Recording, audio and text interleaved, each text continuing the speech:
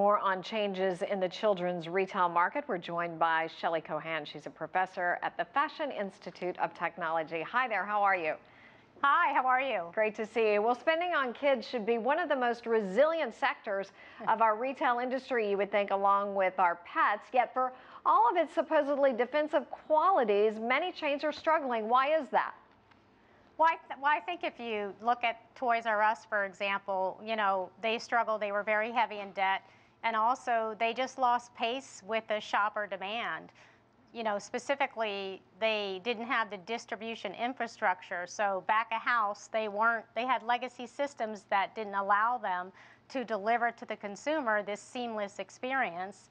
And the other factor is the shopping experience in Toys R Us, whether it was in the stores or actually on the website, didn't really resonate with that, consumer anymore.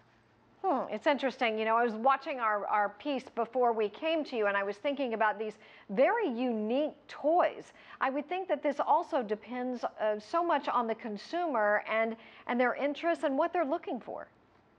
Absolutely does. And I think what's happened with the shopper today is that the shopper is no longer really interested in this mass product, lots of products. They want really curated products that have been pulled together for them. And they also are looking for an experience within the store that, resonates with them. So in the smaller independent stores, they get this one-on-one personalized, very heavy product knowledge, experience relationship that builds a lot of brand loyalty. That's right. And so what do you expect for them, let's say, over the next 5 years?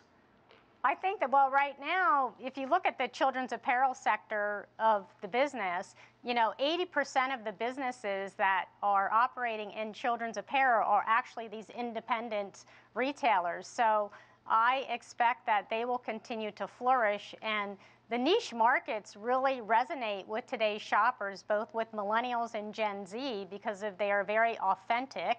And it's a very personalized experience. So I think that the niche children's market will continue to grow in that segment. Mm-hmm. Could this be, could you point to any way the fact that maybe possibly people are not buying as many toys as they used to? Well, I think that toys in general have changed significantly. A lot of the toys, for example, if you look at the sophisticated video market, the gaming systems, those have certainly changed a lot of the quote-unquote toy market. That's a and good certainly point.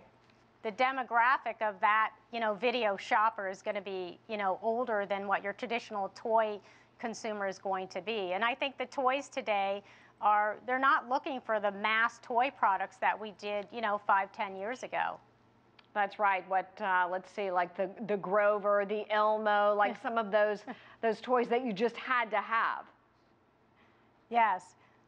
Right. What about social media playing into all of this? Are these little stores that you see on the corner? It kind of reminds me of that movie, You've Got Mail, and the shopkeeper that had the bookstore and was eventually wiped off the street. But how is it, word of mouth, or is it an experience where you just love walking into, like you do your favorite coffee shop?